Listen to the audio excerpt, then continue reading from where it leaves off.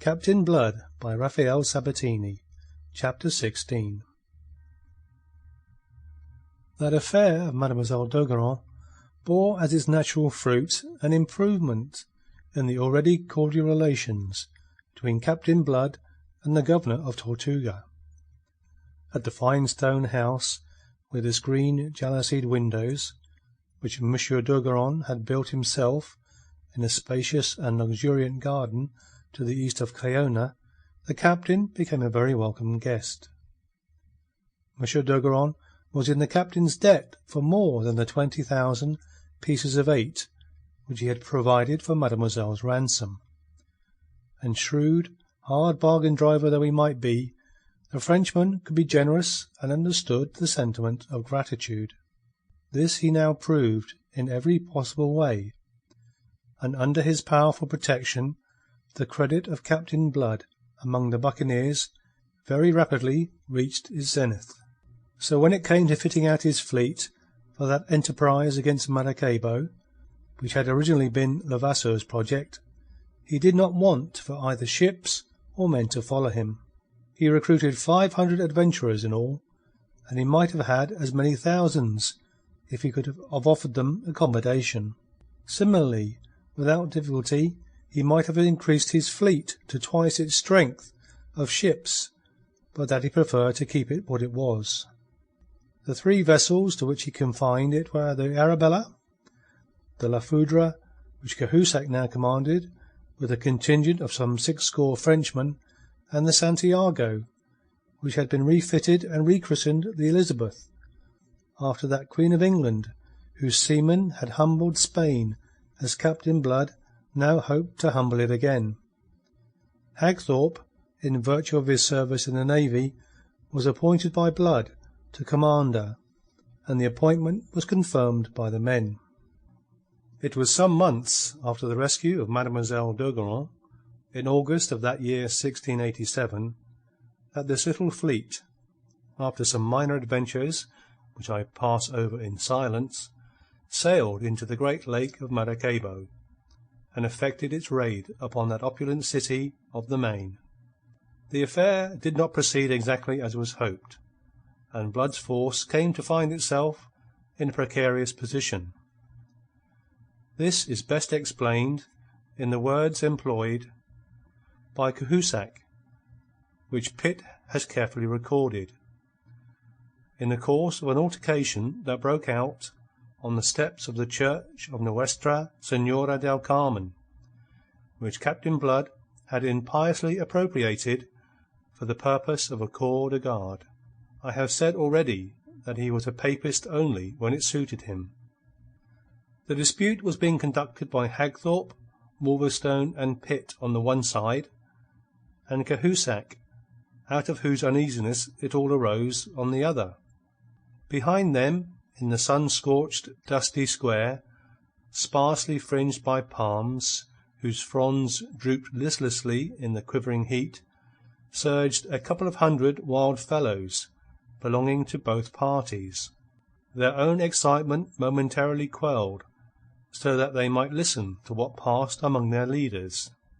Cahusac appeared to be having it all his own way, and he raised his harsh, querulous voice so that all might hear his truculent denunciation. He spoke, Pitt tells us, a dreadful kind of English, which the shipmaster, however, makes little attempt to reproduce. His dress was as discordant as his speech. It was of a kind to advertise his trade, and ludicrously in contrast with the sober garb of Hagthorpe and the almost foppish daintiness of Jeremy Pitt. His soiled and blood-stained shirt of blue cotton was open in front, to cool his hairy breast, and the girdle about the waist of his leather breeches carried an arsenal of pistols and a knife, whilst a cutlass hung from a leather baldric loosely slung about his body. Above his countenance, broad and flat as a Mongolian's, a red scarf was swathed, turban-wise, about his head. "Is it that I have not warned you from the beginning that all was too easy?" he demanded, between plaintiveness and fury. "I am no fool, my friends. I have eyes, me, and I see. I see an abandoned fort at the entrance of the lake, and nobody there to fire a gun at us when we came in. Then I suspect the trap. Who would not that had eyes and brain? Bah! We come on. What do we find? A city, abandoned like the fort. A city out of which the people have taken all things of value. Again I warn Captain Blood. It is a trap, I say. We are to come on, always to come on without opposition, until we find that it is too late to go to sea again, that we cannot go back at all. But no one will listen to me. You all know so much more. Name of God! Captain Blood, he will go on, and we go on. We go to Gibraltar. True that at last, after a long time, we catch the deputy governor. True, we make him pay big ransom for Gibraltar. True, between that ransom and the loot, we return here with some 2,000 pieces of eight. But what is it in reality, will you tell me? Or shall I tell you? It is a piece of cheese in a mousetrap, and we are the little mice. Goddam! And the cats, oh, the cats, they wait for us. The cats are those 4 Spanish ships of war that have come meantime, and they wait for us outside the bottleneck of this lagoon. Mort de Dieu! That is what comes of the damned obstinacy of your fine Captain Blood. Wolverstone laughed. Cahusac exploded in fury. Ah, sang Dieu, tu gris animal! You laugh! Tell me this. How do we get out again unless we accept the terms of Monsieur the Admiral of Spain? From the buccaneers at the foot of the steps came an angry rumble of approval. The single eye of the gigantic Wolverstone rolled terribly, and he clenched his great fists as if to strike the Frenchman, who was exposing them to mutiny. But Cahusac was not daunted. The mood of the men enheartened him. You think, perhaps, this your Captain Blood is the good God, that he can make miracles, eh? He is ridiculous, you know, this Captain Blood, with his grand air and his... He checked. Out of the church at that moment, grand air and all, sauntered Peter Blood. With him came a tough, long-legged French sea-wolf named Yberville, who, though still young, had already won fame as a privateer commander, before the loss of his own ship had driven him to take service under Blood. The captain advanced towards that disputing group, leaning lightly upon his long ebony cane, his face shaded by a broad-plumed hat. There was in his appearance nothing of the buccaneer. He had much more the air of a lounger in the Mall or the Alameda. The latter rather, since his elegant suit of violet taffetas with gold-embroidered buttonholes was in the Spanish fashion. But the long, stout, serviceable rapier, thrust up behind by the left hand resting lightly on the pummel, corrected the impression. That and those steely eyes of his announced the adventurer. "You find me ridiculous, eh, Cahusac?" said he, as he came to a halt before the Breton, whose anger seemed already to have gone out of him. "What, then, must I find you?" He spoke quietly, almost wearily. "You will be telling them that we have delayed, and that it is the delay that has brought about our danger. But whose is the fault of that delay? We have been a month in doing what should have been done, and what but for your blundering would have been done inside of a week." "Ascar, nom de Dieu! Was it my fault that—" "Was it anyone's fault that you ran your ship La Foudre aground on the shoal in the middle of the lake? You would not be piloted. You knew your way. You took no soundings even. The result was that we lost 3 precious days in getting canoes to bring off your men and your gear. Those 3 days gave the folk at Gibraltar not only time to hear of our coming, but time in which to get away. After that, and because of it, we had to follow the governor to his infernal island fortress, and a fortnight and best part of 100 lives were lost in reducing it. That's how we come to have delayed until this Spanish fleet is fetched round from La Guaira by a guarda-costa? And if ye hadn't lost La Foudre, and so reduced our fleet from 3 ships to 2, we should even now be able to fight our way through with a reasonable hope of succeeding. Yet you think it is for you to come hectoring here, upbraiding us for a situation that is just the result of your own ineptitude?" He spoke with a restraint, which I trust you will agree was admirable, when I tell you that the Spanish fleet guarding the bottleneck exit of the great lake of Maracaibo, and waiting there the coming forth of Captain Blood, with a calm confidence based upon its overwhelming strength, was commanded by his implacable enemy, Don Miguel de Espinosa y Valdez, the Admiral of Spain. In addition to his duty to his country, the Admiral had, as you know, a further personal incentive arising out of that business aboard the Encarnacion a year ago, and the death of his brother, Don Diego, and with him sailed his nephew Esteban, whose vindictive zeal exceeded the Admiral's own.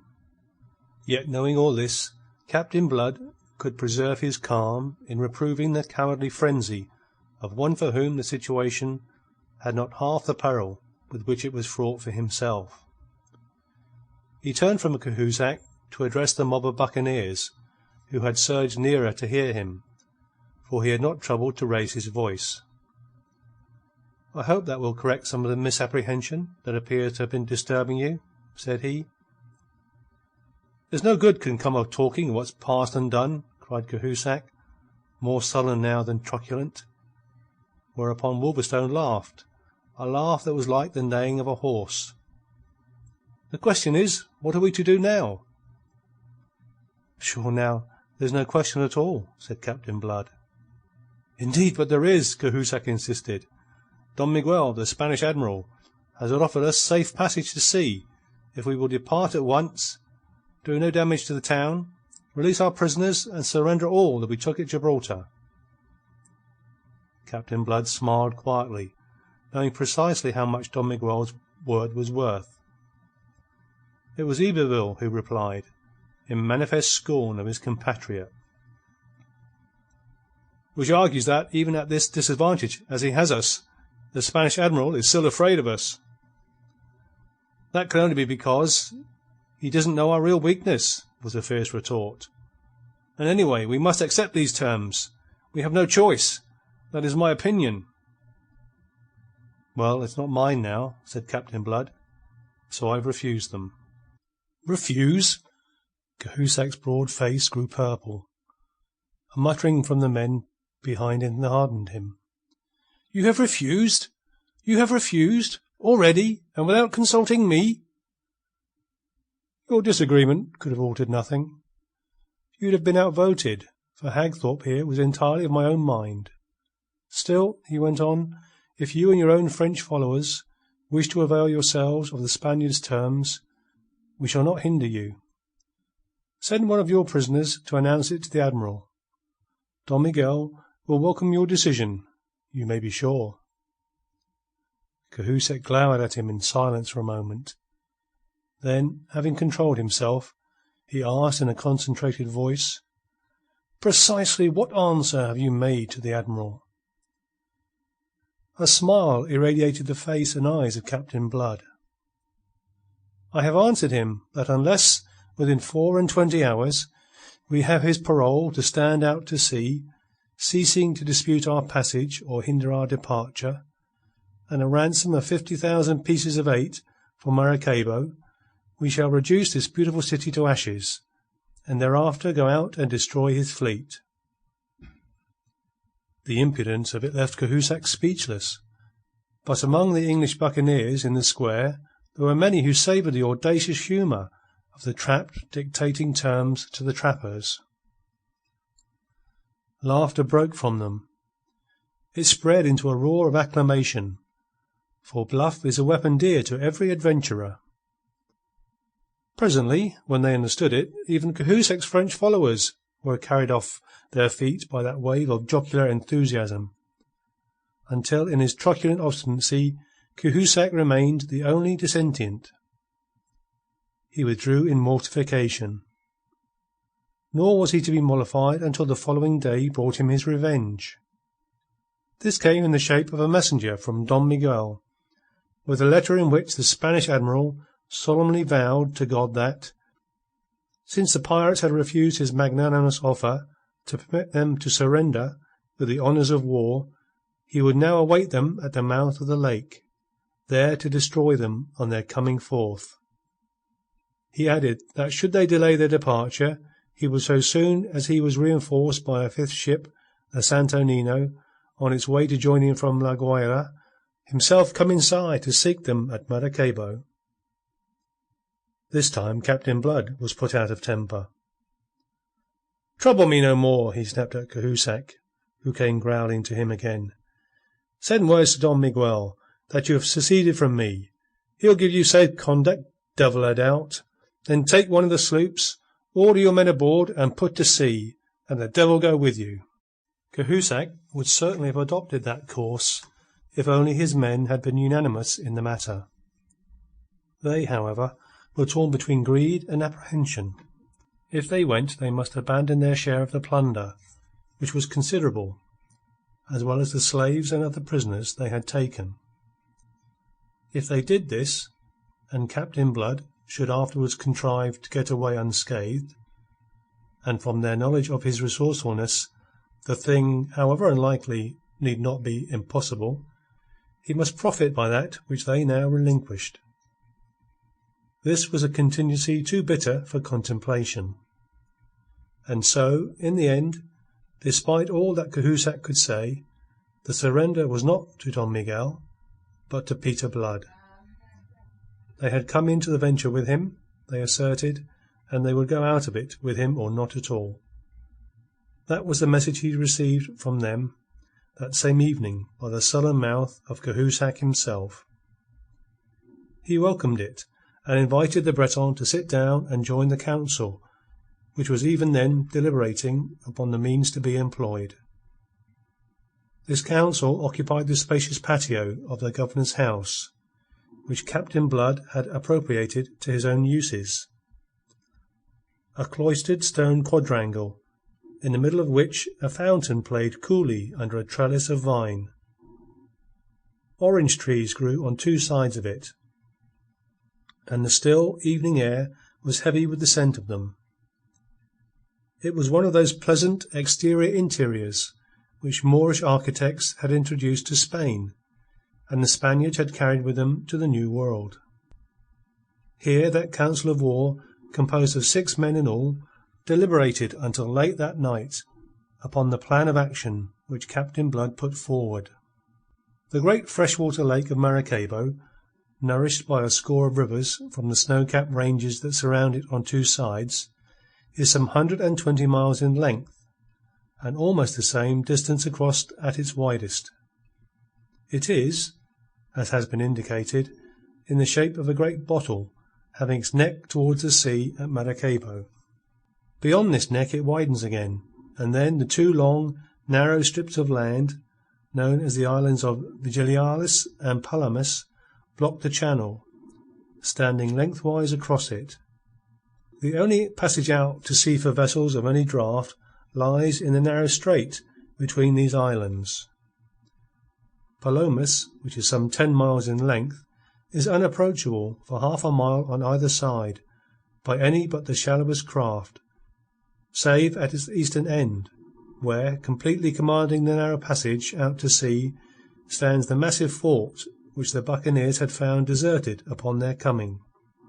In the broader water between this passage and the bar, the 4 Spanish ships were at anchor in mid-channel. The Admiral's Encarnacion, which we already know, was a mighty galleon of 48 great guns and 8 small. Next in importance was the Salvador, with 36 guns.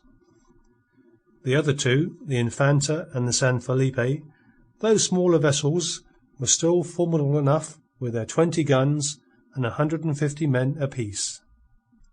Such was the fleet of which the gauntlet was to be run by Captain Blood, with his own Arabella of 40 guns, the Elizabeth of 26, and 2 sloops captured at Gibraltar, which they had indifferently armed with 4 culverins each. In men they had a bare 400 survivors of the 500-odd that had left Tortuga, to oppose a fully 1,000 Spaniards manning the galleons.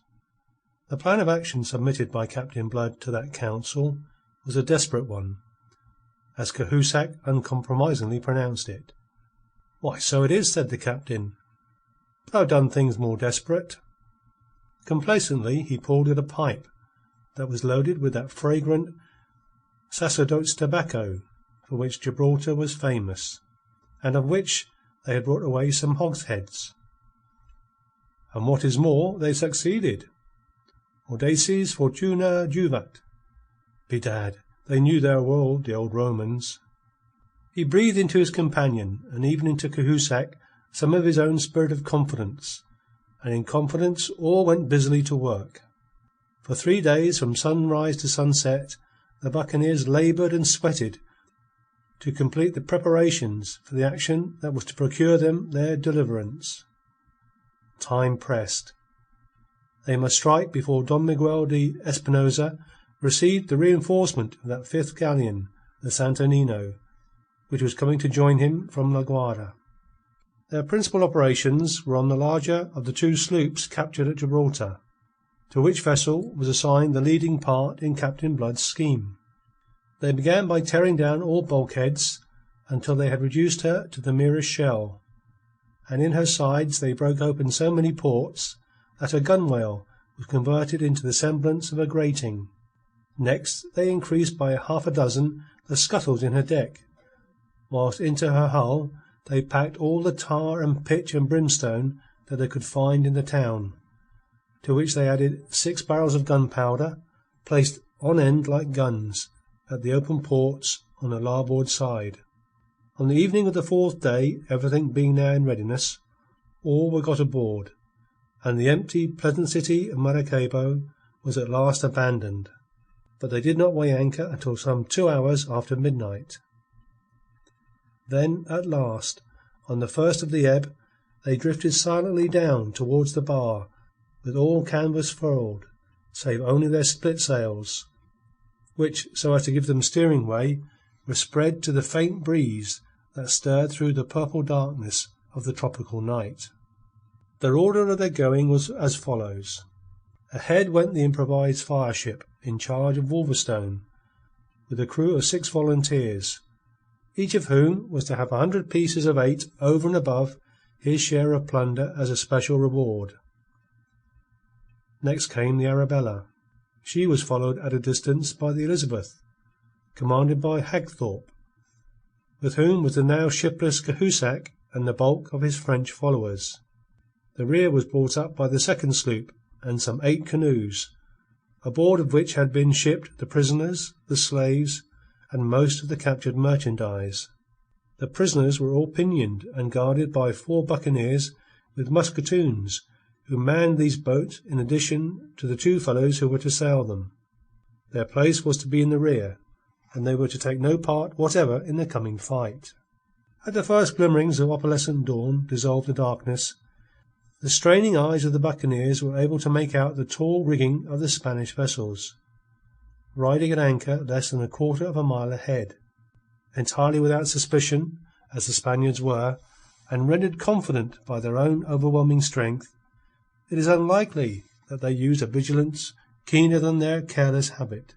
Certain it is that they did not sight Blood's fleet in that dim light until Blood's fleet had sighted them. By the time that they had actively roused themselves, Wolverstone's sloop was almost upon them, speeding under canvas, which had been crowded to her yards the moment the galleons had loomed into view. Straight for the Admiral's great ship, the Encarnacion, did Wolverstone head the sloop. Then, lashing down the helm, he kindled from a match that hung ready lighted beside him a great torch of thickly plated straw that had been steeped in bitumen. First it glowed. Then, as he swung it round his head, it burst into flame, just as the slight vessel went crashing and bumping and scraping against the side of the flagship, whilst rigging became tangled with rigging, to the straining of yards and snapping of spars overhead.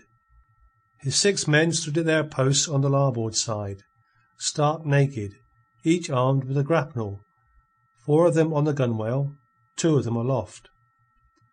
At the moment of impact, these grapnels were slung to bind the Spaniard to them, those aloft being intended to complete and preserve the entanglement of the rigging. Aboard the rudely awakened galleon all was confused hurrying, scurrying, trumpeting, and shouting. At first there had been a desperately hurried attempt to get up the anchor, but this was abandoned as being already too late, and conceiving themselves on the point of being boarded, the Spaniards stood to arms to ward off the onslaught. Its slowness in coming intrigued them, being so different from the usual tactics of the buccaneers. Further intrigued were they by the sight of the gigantic Wolverstone speeding naked along his deck with a great flaming torch held high. Not until he had completed his work did they begin to suspect the truth, that he was lighting slow matches, and then one of their officers, rendered reckless by panic, ordered a boarding party on to the sloop. The order came too late. Wolverstone had seen his 6 fellows drop overboard after the grapnels were fixed, and then had sped himself to the starboard gunwale. Thence he flung his flaming torch down the nearest gaping scuttle into the hold, and thereupon dived overboard in his turn, to be picked up presently by the long-boat from the Arabella. But before that happened the sloop was a thing of fire, from which explosions were hurling blazing combustibles aboard the Encarnacion, and long tongues of flame were licking out to consume the galleon, beating back those daring Spaniards who, too late, strove desperately to cut her adrift. And whilst the most formidable vessel of the Spanish fleet was thus being put out of action at the outset, Blood had sailed in to open fire upon the Salvador. First, athwart her hawse, he had loosed a broadside that had swept her decks with terrific effect. Then, going on and about, he had put a second broadside into her hull at short range. Leaving her thus half crippled, temporarily at least, and keeping to his course, he had bewildered the crew of the Infanta by a couple of shots from the chasers on his beak-head, then crashed alongside to grapple and board her, whilst Hagthorpe was doing the like by the San Felipe. And in all this time not a single shot had the Spaniards contrived to fire. So completely had they been taken by surprise, and so swift and paralysing had been Blood's stroke. Boarded now and faced by the cold steel of the buccaneers, neither the San Felipe nor the Infanta offered much resistance. The sight of their admiral in flames, and the Salvador drifting crippled from the action, had so utterly disheartened them that they accounted themselves vanquished and laid down their arms. If by a resolute stand the Salvador had encouraged the other 2 undamaged vessels to resistance, the Spaniards might well have retrieved the fortunes of the day. But it happened that the Salvador was handicapped in true Spanish fashion by being the treasure ship of the fleet, with plate on board to the value of some 50,000 pieces. Intent above all upon saving this from falling into the hands of the pirates, Don Miguel, who, with a remnant of his crew, had meanwhile transferred himself aboard her, headed her down towards Palomas and the fort that guarded the passage. This fort the admiral, in those days of waiting, had taken the precaution secretly to garrison and rearm. For the purpose he had stripped the fort of Cogero, farther out on the Gulf, of its entire armament, which included some cannon royal of more than ordinary range and power. With no suspicion of this, Captain Blood gave chase, accompanied by the Infanta, which was manned now by a prize crew under the command of Iberville. The stern chasers of the Salvador desultorily returned the punishing fire of the pursuers, but such was the damage she herself sustained that presently, coming under the guns of the fort, she began to sink, and finally settled down in the shallows, with part of her hull above water. Thence, some in boats and some by swimming, the admiral got his crew ashore on Palomas as best he could. And then, just as Captain Blood accounted the victory won, and that his way out of that trap to the open sea beyond lay clear, the fort suddenly revealed its formidable and utterly unsuspected strength. With a roar the cannons royal proclaimed themselves, and the Arabella staggered under a blow that smashed her bulwarks at the waist and scattered death and confusion among the seamen gathered there. Had not Pitt, her master, himself seized the whipstaff and put the helm hard over to swing her sharply off to starboard, she must have suffered still worse from the second volley that followed fast upon the first. Meanwhile it had fared even worse with the frailer Infanta. Although hit by one shot only, this had crushed her larboard timbers on the waterline, starting a leak that must presently have filled her, but for the prompt action of the experienced Iberville in ordering her larboard guns to be flung overboard. Thus lightened, and listing now to starboard, he fetched her about, and went staggering after the retreating Arabella, followed by the fire of the fort, which did them, however, little further damage. Out of range at last, they lay to, joined by the Elizabeth and the San Felipe, to consider their position. End of chapter 16.